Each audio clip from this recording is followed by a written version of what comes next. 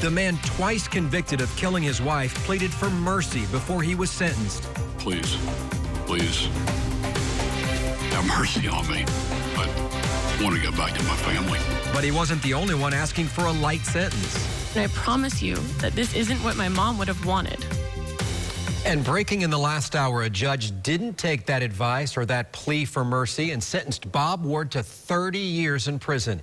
Good evening, I'm Greg Warman. And I'm Martha Sigalski. Channel 9's Shannon Butler has followed this case closely since Diane Ward was killed in their Isleworth mansion back in 2009.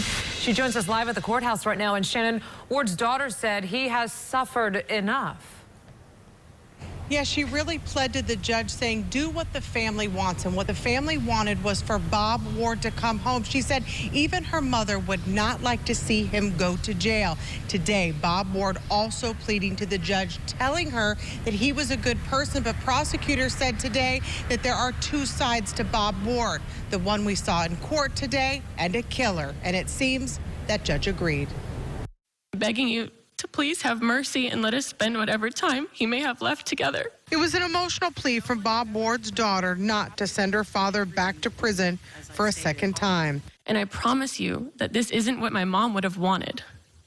This isn't justice for Diane. The once millionaire was arrested in 2009 after he called 911 from his Isleworth home to say that he had shot his wife. Ward was convicted 2 years later, but got a new trial after arguing that his lawyers didn't do a good enough job in 2011. Earlier this year, he was convicted by a different jury after not taking a plea offered to him by the state for only a few more years in jail.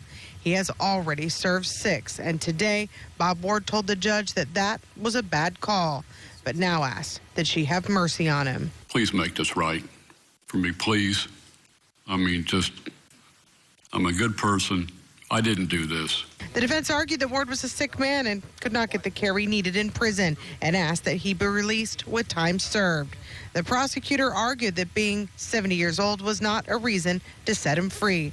And it seems that judge agreed, saying this was a heinous crime and gave Ward almost the maximum time she could under the law.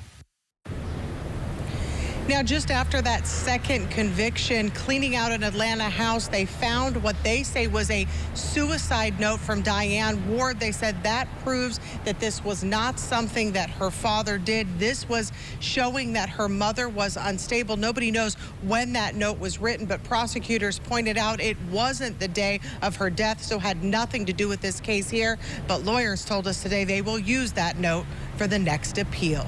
We are live in Orlando. Shannon Butler, Channel 9 Eyewitness News.